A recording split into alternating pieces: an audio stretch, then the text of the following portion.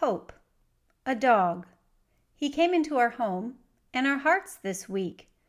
Hope is here. The practice of hope allows our hearts to break open into greater capacity for healing and wholeness, for sustaining the journey to becoming an elder. These pictures are of Sally and Jim's beloved dog, Hope.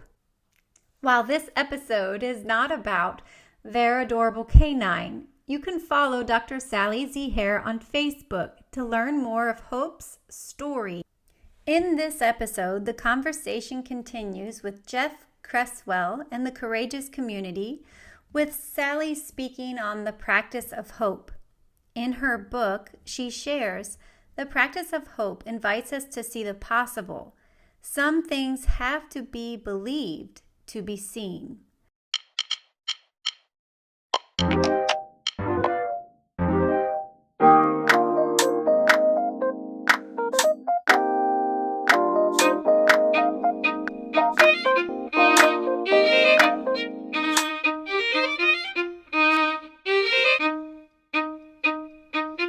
I love that you lift up the word hope because, as you know, it's so much a part of my life and the ground on which I stand. And one of the practices for me in the Elder Garden, 3 years ago on New Year's Day, I decided that it was a very difficult time in the world, the pandemic and other things. People were really despondent. I thought, I'm just going to put a message of hope on Facebook. I had no intention of doing that for the next now almost 4 years on a daily basis. But finding the hope around me and sharing it with others allowed me to find more hope around me. And others started sharing it with me. And I realized that hope, like love, the more you have, the more you have. So that's become a really important practice. And I've recognized that hope may be the ultimate responsibility that we have as elders, to hold on to our own hope so that we can help others see those cracks where the light comes in. Yeah, that really resonates for me because I think about some of the elders that I've known in my life who it's a striking contrast between those people who, as they age into elderhood, become sort of bitter and brittle, and those who become more expansive and more generative, even as their physical life is diminishing. And I think that that's the invitation from this book that has so inspired me, which is it's the invitation for me to claim my own elder garden and to find my way of being an elder in the world. And the fact that that's an invitation and a gift that we all have if we choose to claim it. I love the way you said that, Jeff.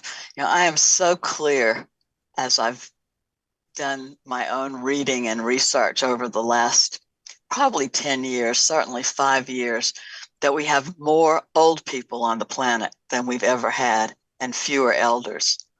And I'm also really clear that elder and aging are not synonymous. Right.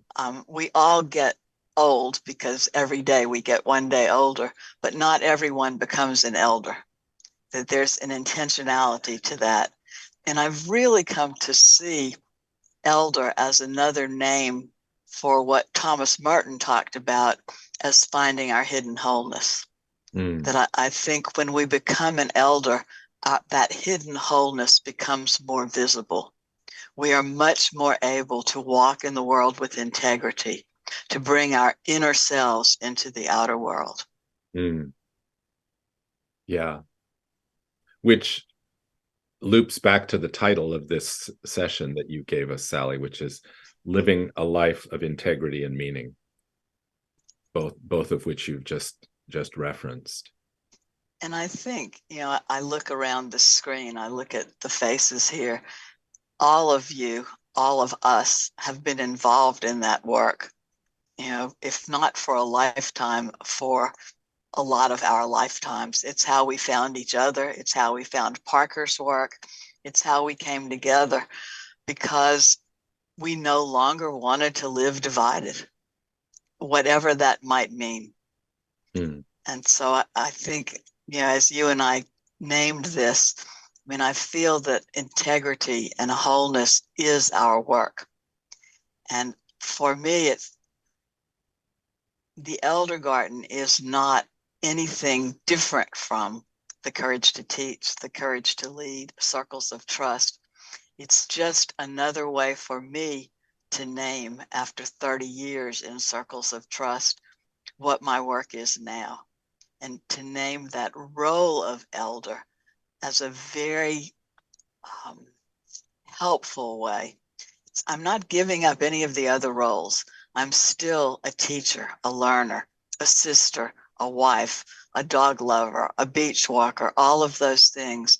But I am living into holding each of those roles through the role of elder. Thanksgiving was a really good time for me to see that, particularly in the role of sister. Both of my sisters were here, and I was very conscious of being in the role of elder as sister, and how seeing them with soft eyes and being more present in ways that I don't think I've always been, especially not at Thanksgiving, which is often stressful. Yeah.